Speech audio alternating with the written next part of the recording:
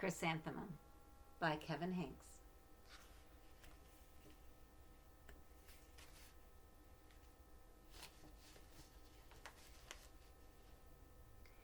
The day she was born was the happiest day in her parents' lives. "She's perfect," said her mother. "Absolutely," said her father, and she was. She was absolutely perfect.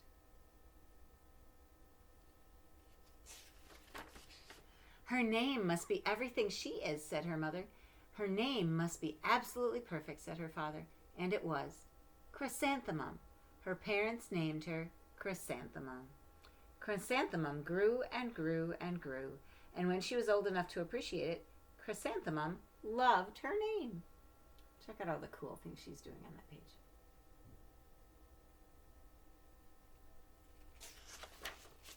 She loved the way it sounded when her mother woke her up. She loved the way it sounded when her father called for her for dinner. And she loved the way it sounded when she whispered it to herself in the bathroom mirror.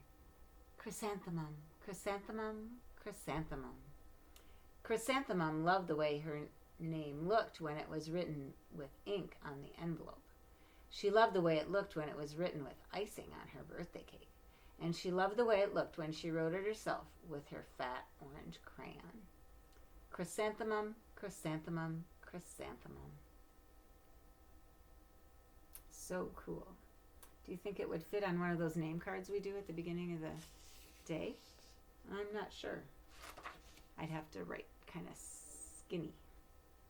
Chrysanthemum thought her name was absolutely perfect, and then she started school.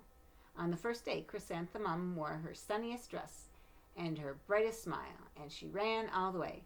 "Hooray!" said Chrysanthemum. "School!"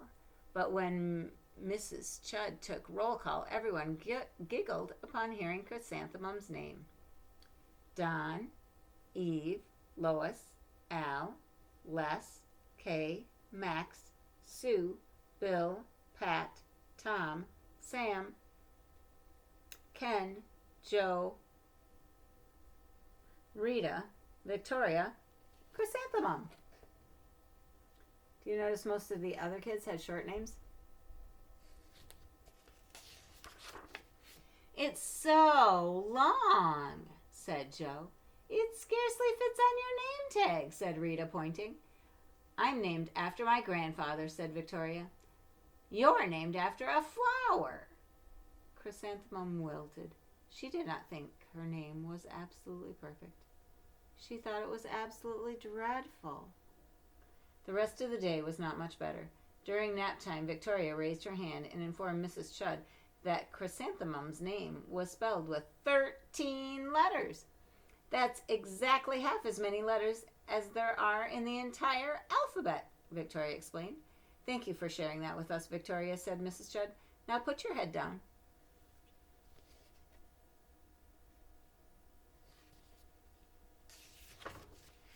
"If I had a name like yours, I'd change it," Victoria said, as the students lined up to go home.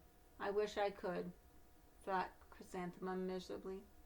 "Welcome home," said her mother. "Welcome home," said her father. "School is no place for me," said Chrysanthemum. "My name is too long. It scarcely fits on my name tag, and I'm named after a flower." "Ah, pish," said her mother. "Your name is beautiful, and precious, and priceless, and fascinating, and winsome," said her father. "It's everything that you are," said her mother. "Absolutely perfect," said her father.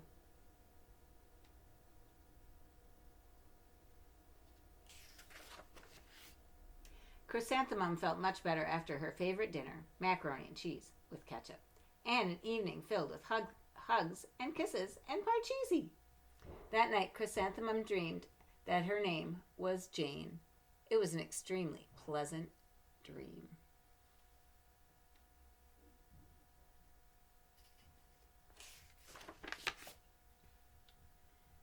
The next morning, Chrysanthemum wore her most comfortable jumper. She walked to school as slowly as she could. She dragged her feet in the dirt.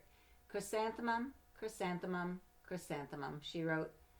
"She even looks like a flower," said Victoria as Chrysanthemum entered the playground. "Let's pick her," said Rita, pointing. "Let's smell her," said Joe. Chrysanthemum wilted. She did not think her name was absolutely perfect. She thought it was absolutely dreadful. Are the kids being nice? No. The rest of the day was not much better. During nap time, Victoria raised her hand and said, "A chrysanthemum is a flower. It lives in a garden with worms and other dirty things." "Thank you for sharing that with us, Victoria," said Mrs. Chudd. "Now put your head down." "I just cannot believe your name," Victoria said as the students lined up to go home. "Neither can I," thought Chrysanthemum miserably. "Oh, that is sad.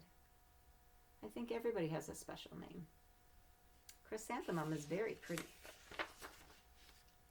"Welcome home," said her mother. "Welcome home," said her father.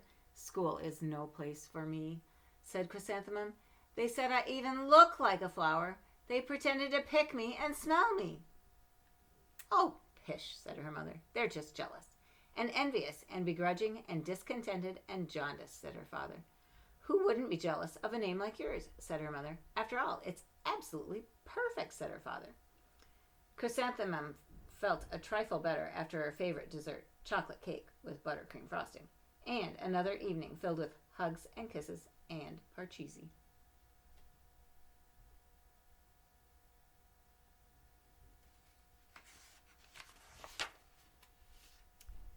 That night, Chrysanthemum dreamed that she really was a chrysanthemum. She sprouted leaves and petals. Victoria picked her and plucked the leaves and petals one by one until there was nothing left but a scrawny stem. It was the worst nightmare of Chrysanthemum's life. Chrysanthemum wore her outfit with 7 pockets the next morning. She loaded the pockets with her most prized possessions and her good luck charms. Chrysanthemum took the longest route possible to school. She stopped and stared at each and every flower. "Chrysanthemum, chrysanthemum, chrysanthemum," the flowers seemed to say.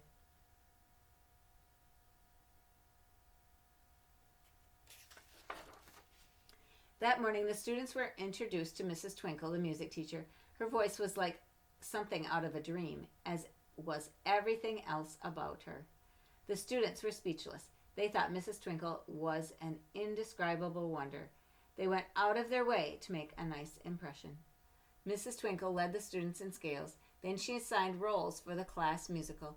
Victoria was chosen as the dainty fairy queen. Rita was chosen as the spiffy butterfly princess. Jo was chosen as the all-important pixie messenger, and Chrysanthemum was chosen as a daisy.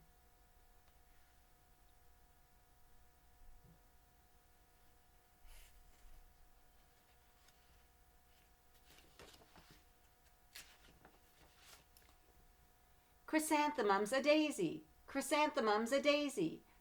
Jo and Rita and Victoria chanted, thinking it was wildly funny. Chrysanthemum wilted. She did not think her name was absolutely perfect. She thought it was absolutely dreadful. "What's so humorous?" said Mrs. Twinkle. "Chrysanthemum" was the answer. "Her name's so long," said Jo. "It scarcely fits on her name tag," said Rita, pointing. "I'm named after my grandmother," said Victoria. "She's named after a flower."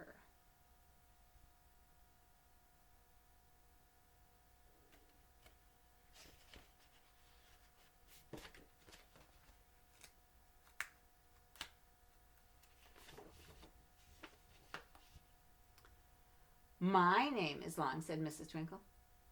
"It is?" said Jo. "My name would scarcely fit on a name tag," said Mrs. Twinkle. "It would?" said Rita, pointing.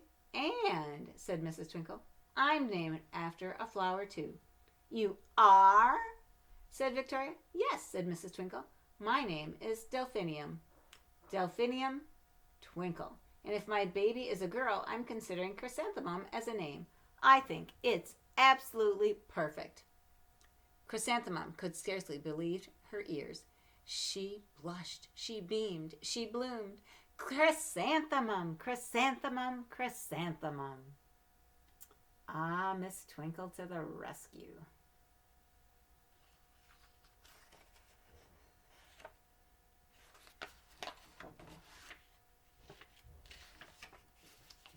Rita, Jo, and Victoria looked at Chrysanthemum longingly.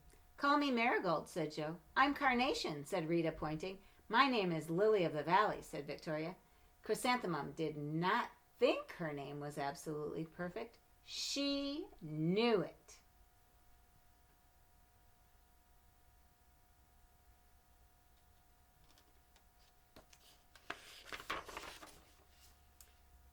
Epilogue. Overall, the class musical was a huge success. Chrysanthemum was absolutely perfect as a daisy. Victoria made the only mistake. She completely forgot her lines as the dainty fairy queen. Chrysanthemum thought it was wildly funny, and she giggled throughout the entire dance of the flowers. Eventually, Mrs. Twinkle gave birth to a healthy baby girl, and of course, she named her Chrysanthemum.